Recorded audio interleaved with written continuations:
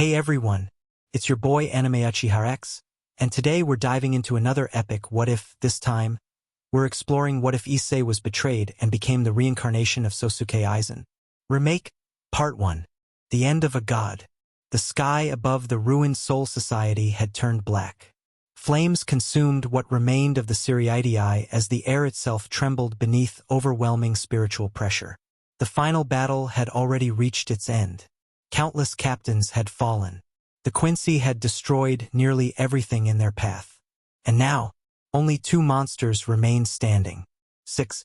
Sōsuke Aizen stood in silence, his brown hair moving slightly in the burning wind, cracks visible across his body after the brutal war. Across from him stood Yhwach, the king of the Quincy, the man who had conquered fear itself. Black spiritual energy covered the battlefield as Yhwach stared down at Aizen with cold amusement.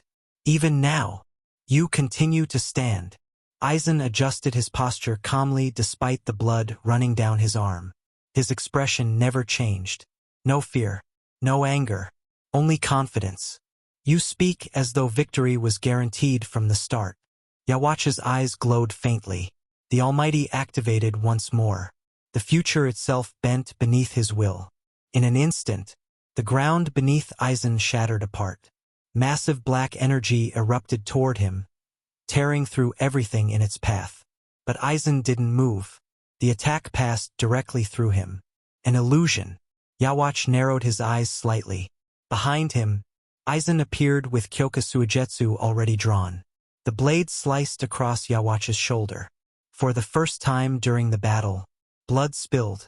The entire battlefield shook from the impact of their spiritual pressure colliding. Yhwach slowly touched the wound before looking back at Aizen. And then, he smiled. Still relying on illusions? You truly cannot surpass me. Suddenly black Ryatsu exploded outward. The force alone cracked the remains of nearby buildings. Aizen's eyes narrowed as countless futures flooded through Yhwach's vision. Every illusion, every attack, every possible outcome, seen, understood, destroyed. In an instant, Yhwach appeared directly in front of Aizen. His hand pierced through Aizen's chest. Blood splattered across the ruined ground. For the first time, Aizen's body froze. Yhwach looked directly into his eyes. Your evolution ends here. Silence filled the battlefield. The flames around them slowly burned lower. Aizen looked down at the hand through his chest.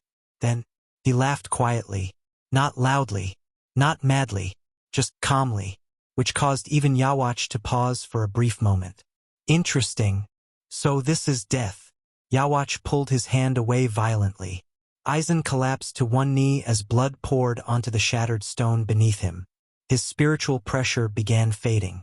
Slowly, yet even while dying, Aizen continued smiling, because deep within the darkness, the Hogyoku still pulsed faintly. The sleeping monster, darkness, silence.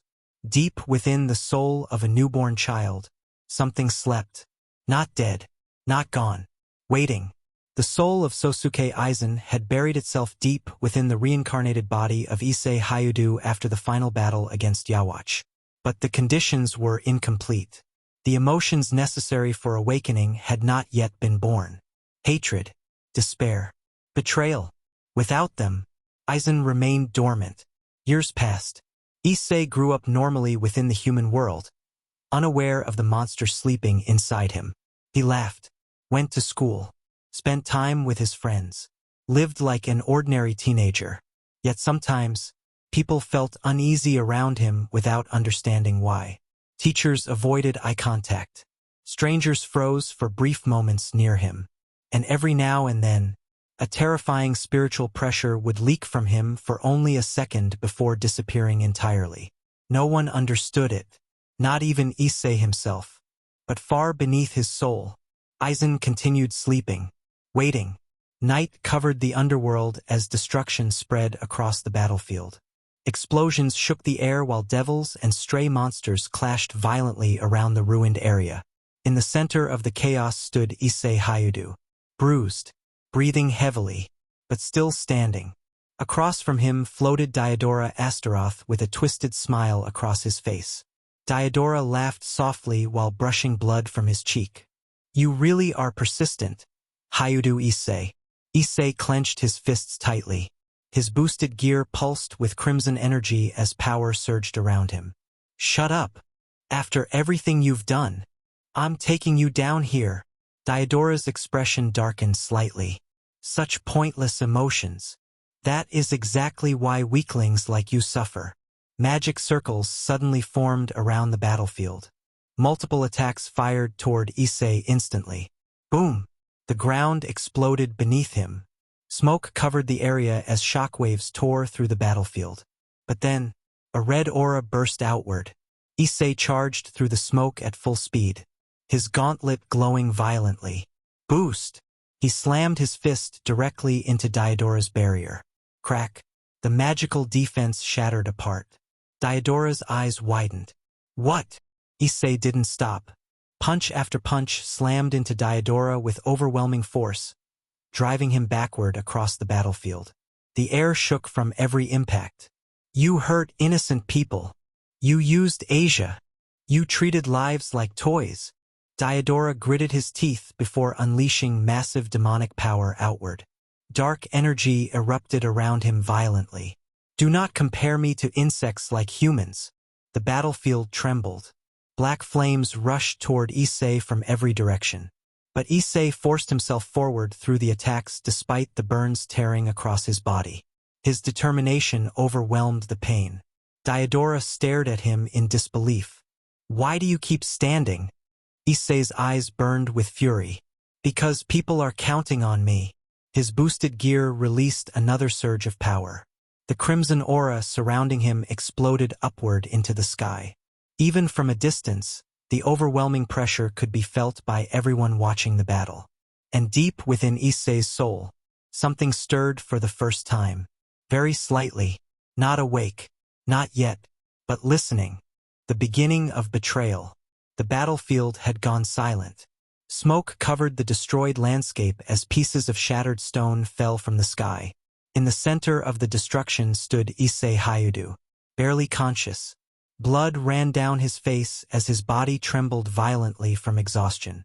Across from him, Diodora Astaroth struggled to stand. Fear filled the devil's eyes for the first time. Issei slowly raised his gauntlet. The crimson aura surrounding the boosted gear pulsed wildly. This ends now. Diodora attempted to activate another magic circle, but Issei disappeared.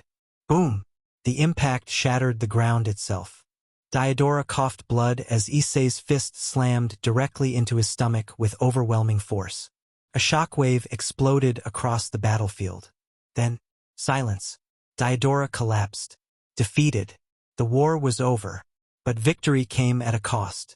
The massive amount of dragon power and demonic energy flowing through Issei's body had already exceeded his limits. Cracks spread across the boosted gear. His vision blurred. And before anyone could reach him, Issei collapsed onto the ruined battlefield.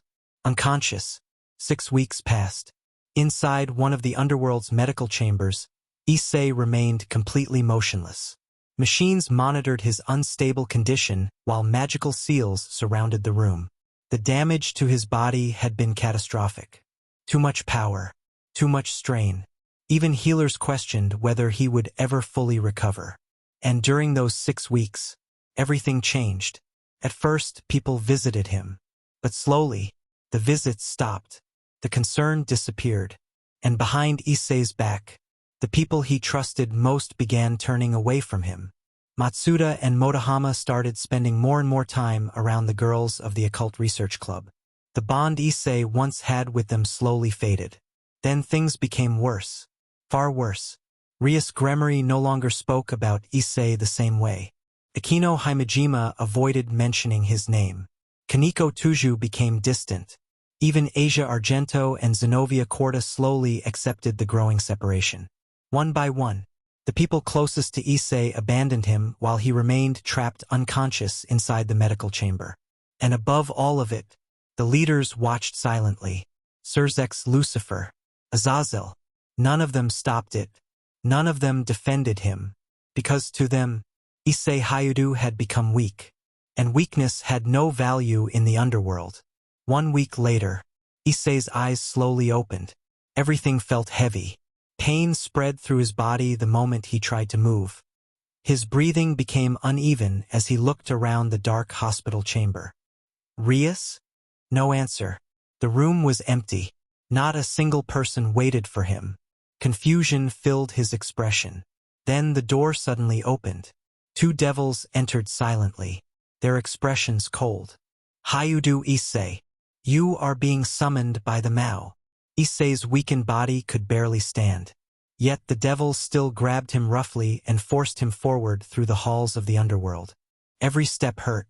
His power felt unstable. Something was wrong. Very wrong. The throne room doors opened. Inside stood the people Issei once trusted. But the atmosphere felt cold, distant, like he no longer belonged there. Then Issei froze. Standing near Rias' gremmery was Motohama, and right before Issei's eyes, Rias kissed him. The entire room became silent. Issei's pupils shook slightly. Confusion, pain, disbelief. Then he saw Matsuda standing proudly beside the others, as though he had already replaced him. What? No one answered, not even Rias. She avoided his eyes completely. Then Azazel stepped forward calmly. You no longer deserve the boosted gear. Those words struck harder than any attack. Even deeper, Drake remained silent. No voice, no support, nothing. It felt like even the heavenly dragon had abandoned him. Azazel activated a strange light-based technique he had secretly developed. Magical chains wrapped around Issei instantly. The crimson gauntlet began breaking apart. Issei's eyes widened in horror. Wait! Pain exploded through his body as the Longinus was forcibly ripped away from him. The boosted gear shattered into fragments of red light before disappearing completely. Issei fell to his knees. Weak, empty, broken. And then came the final betrayal. Surzek's Lucifer spoke coldly. The 8 pawn pieces once belonging to Hayudu Issei will now be transferred. The pieces floated through the air, toward Rias. She accepted them silently. Then, she handed 4 to Matsuda, and 4 to Motohama, like Issei had already been erased from existence. At that moment, something deep within Issei's soul moved. Pressure, ancient, cold, awakening slowly in the darkness. Thrown away. The throne room remained silent, cold. The only sound echoing through the chamber was Issei's uneven breathing as he knelt weakly on the floor. His body still shook from having the boosted gear torn out of him. The emptiness inside him felt unbearable, like something vital had been ripped from his soul itself. And yet, no one pitied him. Standing above him were the very people he once trusted, watching, judging, discarding him. Then suddenly, crimson energy exploded throughout the room. Everyone turned toward Motohama. Red dragon energy wrapped around his arm as fragments of the boosted gear began forming around him. His eyes widened in shock. This power! The boosted gear had accepted a new host. At least partially. The room immediately erupted into whispers. Even Issei froze. He could feel it. Drake's power. Inside someone else. And standing beside him, Matsuda laughed excitedly as demonic energy surged around his body from the pawn pieces he had received. The 2 boys who once stood beside Issei now stood above him, stronger, chosen, while he had become nothing. Motohama slowly looked down at Issei, not with guilt, but superiority. Guess the boosted gear chose someone better. Matsuda smirked. You were holding us back anyway. Those words stabbed deeper than blades. Issei's hands trembled against the floor. His eyes lowered. Still, he said nothing, and that silence only irritated them more. Motohama stepped forward suddenly and punched Issei directly across the face. Crack. Blood splattered across the floor. The weakened former devil barely managed to stay conscious. Look at you. Pathetic. Another kick slammed into Issei's stomach. Then another. And another. Neither of them stopped. They attacked him brutally while everyone else watched in silence. Rias Gremory looked away. Akino Himejima remained quiet. Even Asia Argento said nothing. No one defended him. No one moved. To them, Issei Hayudu no longer mattered. Motohama activated the incomplete boosted gear again. Boost! Power surged violently around his arm. Then he grabbed Issei by the collar and lifted him off the ground. Issei's body barely responded anymore. His strength was gone. His sacred gear was gone. Everything had been taken from him. Motohama stared directly into his eyes. You should have stayed asleep. Then, boom! The punch launched Issei across the throne room floor. His body crashed violently against the wall before collapsing again. Blood dripped onto the ground beneath him. Barely breathing, barely conscious, Matsuda walked forward slowly. A dark portal began opening behind Issei. A gateway to the human world. Specifically, a filthy abandoned alley deep within the city. Rain poured endlessly on the other side. Cold, dark, empty, like garbage waiting to be forgotten. Matsuda smirked cruelly. Throw him out. Motohama grabbed Issei one final time, then kicked him with everything he had. The impact shattered the floor beneath them, and Issei's broken body flew directly into the portal. The gateway closed instantly afterward. Silence filled the throne room once more, as though Issei Hayudu had never existed. Rain poured heavily across the dark alley. Trash bags lined the wet walls as water dripped from rusted pipes above. And there, lying motionless in the shadows, was Issei, broken, bleeding, abandoned like trash. No friends, no power, no one coming to save him. His breathing slowly weakened, his vision fading more with every second. And deep within the darkness of his soul, something ancient finally began to awaken. If you want another part of this, let me know, and we'll be posting only Mondays there. Be also a new what if that I'm planning to do.